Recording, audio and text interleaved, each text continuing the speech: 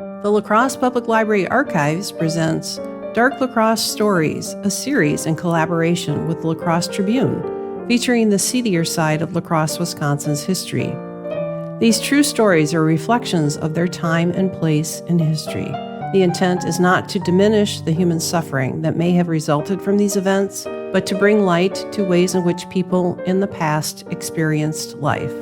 The city of La Crosse and the locations where these stories took place occupy part of a vast network of the ancestral lands of the Ho-Chunk, and we thank our Ho-Chunk community members and their ancestors for their stewardship of this area's land and history. The July 11th, 1935 edition of the Ho-Ka-Chief landed on doorsteps and newsstands with a bold headline: "A Double Life Calls for a $2,700 Salary." The editorial from H.E. Wheaton opened with the question, why does our $2,700 city attorney have to go to South 10th Street to consult with the La Crosse Theaters Company? The people are asking, why does our $2,700 city attorney call up to make his date before he goes to South 10th Street, and then a little later call again to ask if the coast is clear, and then park his car across the street while he peg-legs on tiptoe upstairs so quietly that only the little birds can hear him? Inasmuch as our $2,700 city attorney and this representative of the La Crosse Theaters Company are in the same building all day, the people are asking, why can't they get their business done during office hours instead of pursuing their meetings in the evening? In view of the fact that our $2,700 city attorney is drawing down such a big salary, the people are asking if it is because he leads a double life. It was this newspaper that was found in the home of Oscar J. Swenis, the city attorney in question, on the afternoon of August 15, 1935, when his almost lifeless body was carried out of his home at the corner of Main Street and 17th Place and across the street to Grandview Hospital. And could it be this paper was the root cause of the deaths of 3 people by the end of autumn that year? The evening prior, Swenis, La Crosse's city attorney since 1919, met with the city street superintendent and a few officials from the U.S. Navigation Service in town on business. He left his law firm office in the Rivoli building and walked a short distance past the tree-lined courthouse block to the Hotel La Crosse. His distinctive gait the result of a boyhood train accident in which he lost his leg. Freight hopping was a common but dangerous pastime amongst youngsters then, and Oscar was lucky to have only lost his leg. It was about this time of day that Irene Swenis, Oscar's wife of 13 years, returned to town after what must have been a weeks-long motoring trip that included stops in the Black Hills of South Dakota, Yellowstone National Park, and Estes Park in Colorado. Their home on 17th Place was empty and quiet. Oscar was nowhere to be found. My husband Russell and I live right behind Mr. and Mrs. Swenis.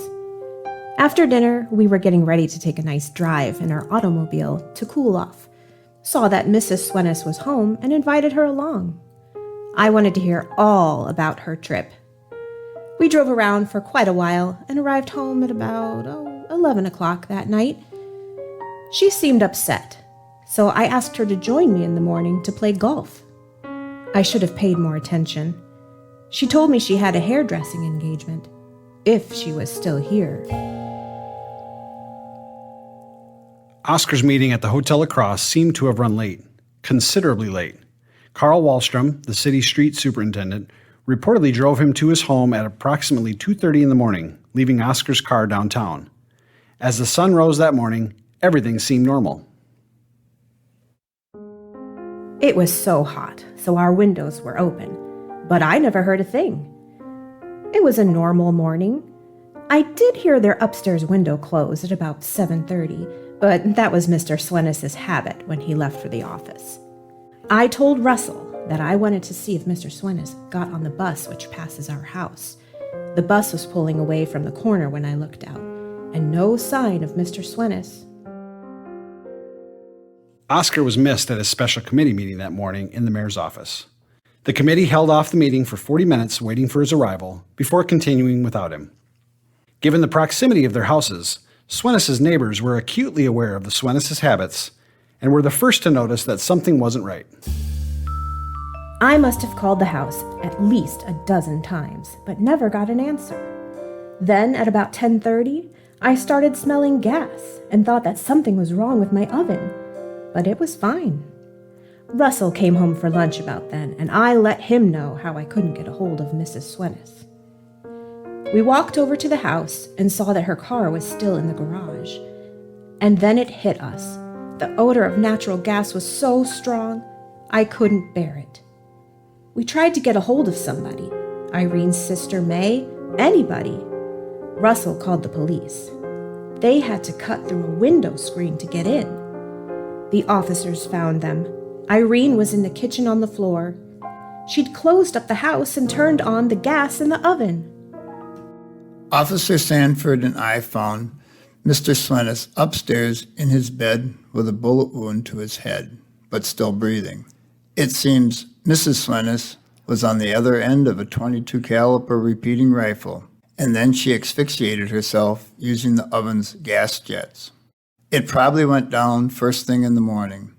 He was undressed, only had his underwear on, and the missus was still in her pajamas. We had him taken across the street to Grandview Hospital. The bullet had fractured Oscar's skull and entered his brain. Doctors at Grandview Hospital had done their best for Oscar, but his prognosis only worsened as the hours passed. He never regained consciousness. At 5 o'clock the following morning, Oscar passed away. What could have been the reason Mrs. Swennis had for ending her own life and that of her husband's? Were Oscar's late nights a result of overwork? He was also serving as Onalaska's city attorney while managing his own law firm. Or was Oscar leading a double life? The Hoka Chief issue from just a month earlier probably caused some upheaval in the Swennis home, perhaps even spurring Irene's trip west. Something had certainly been on her mind then. On July 10th, just one day before that issue of the Hoka Chief went out, Irene wrote a letter she intended as a last will. It read, "To whom it may concern, I hereby give and bequeath to my sister May everything that belongs to me or that I may hereafter inherit.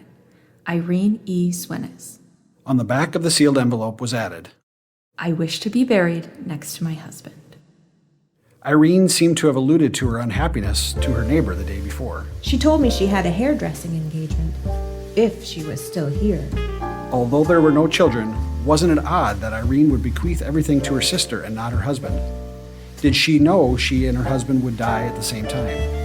There were many unanswered questions, and it appeared that there may have been motive and premeditation on Irene's part, but the police and the coroner chalked up the tragedy to domestic difficulties and did not see reason to conduct any further investigation, noting that the facts in the case were too clear. No further investigation meant no need to hold any other individual accountable. That may have satisfied city officials, but readers of the Hoka Chief had been given reason to believe otherwise. It's barely blind gossip if you ask me. That editor was off his rocker. He was always complaining about Mr. Swennis. Never used his name if he didn't have a polite thing to say. Would just call him the $2,700 city attorney. And all that business with the La Crosse Theaters Company. They sued him for libel because he was printing any old thing that came in his head about their ticket prices. It's no surprise that he decided to print that gossip about Mr. Swennis and poor Miss Bradfield. Didn't use her name either, of course. But people can put two and two together. When the Hoka Chief editor printed the item on July 11th that year, speculating about a possible double life for Oscar Swennis, did he realize there may be consequences to his actions? The tragedy in August with the deaths of Oscar and Irene Swennis only deepened in October, when the alarming scent of gas again made itself known in the 100 block of South 10th Street. We responded to a call from a neighbor about the smell of gas coming from the second-floor apartment. We had to force our way through because the door had been taped from the inside. No doubt about her intentions. We found the deceased face down on the kitchen floor in front of her stove. She was identified as 44-year-old Ruth Bradfield, the old fire chief's daughter. The neighbors said she was a secretary for the La Crosse Theater Company. Suffocation via natural gas was an easily accessible and therefore common way of taking one's life during this period of time. However, in light of what had happened in August, it was uncanny that Ruth chose this way. Her death would forever secure her role in the minds of area gossips as the other woman. Ruth had left 2 sealed letters for her closest friends. Though the contents of the letters would never be publicly revealed, several area newspapers reported that Ruth had been distraught over the deaths of Oscar and Irene Swennis. Whether her distress was due to grief over the tragedy or her unsavory link to La Crosse's $2,700 city attorney, we will never know. The Hoka Chief, a paper which boasted of its truthfulness and accuracy, was notably silent on this story. And now I'd like to welcome in Sarah Ludington, Associate Librarian at the La Crosse Public Library Archives, who did some of the initial research for this story. 1935 was not Herbert Wheaton's year. As the sole owner and editor of the Hoka Chief for nearly 25 years at that point, his chickens were beginning to come home to roost. A former school teacher and principal, H.E. Wheaton, had purchased the Hoka Chief in 1912. It had a reputation of being among the oldest weekly newspapers in Minnesota, its pedigree going back to 1857. This was a point of pride for Mr. Wheaton, and for a time he maintained the scope and format of coverage that readers were used to. By 1935, however, the tone of the paper had taken a turn toward the more sensational. The Chief had become something that would be recognizable to even a modern audience, a tabloid. The coverage of the paper did include Hoka news, but since La Crosse was the closest big city, the Chief tended to focus on events and politics there. A regular column called The People Are Asking allowed Wheaton to vent under the guise of speaking the thoughts of the public at large. While H.E. Wheaton's name usually only appeared as editor-in-chief, many of the articles in it used pseudonyms for bylines. Gumshoe, You Know Me, Pennywise, B.O. Powder, Henpeck, and many others were prolific authors in the pages of the Hoka Chief. It would come to light that some of these belonged to friends and associates of Mr. Wheaton's, but at least one, Henpeck, can be tied to him directly. He would later publish a book of poetry under the name Henry Peck. In 1934 and 1935, before the tragic events you just heard about, Wheaton had published several eyebrow-raising editorials. One accused the La Crosse Police Department and its sheriff, Albert Riley, of graft. After reading this piece, an angry Sheriff Riley headed straight to the post office at a time that Wheaton was known to be there and assaulted him. Though Wheaton retracted the article, the state would bring a criminal libel case against him in the matter.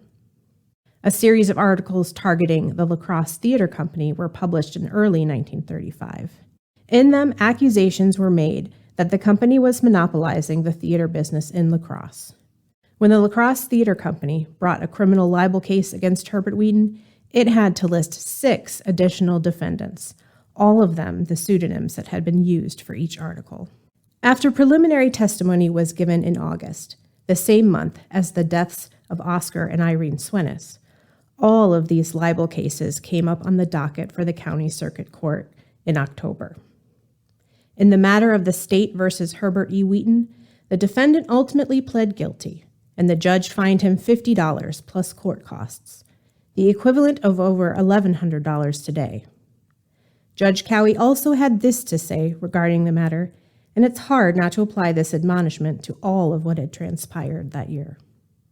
In my notion, you have been engaged, Mr. Wheaton, in a racket, a newspaper racket. You have been selling your newspaper at the expense of the reputation of citizens generally in this city. I think it is a despicable way of earning a living, prying upon the private, personal, and social affairs of the citizens of this community by inflammatory and exaggerated newspaper articles, for the sole and only purpose of selling your newspaper and selling advertising space. A man that takes anonymous letters and uses them as a basis of a flaming newspaper headline, regardless of the truth and regardless of the consequences, is entitled to more punishment than I'm going to give you. It wasn't too long after this that Wheaton, who all this time had maintained a La Crosse address, finally retreated to live in Hoka full-time. He continued to run the paper until 1952.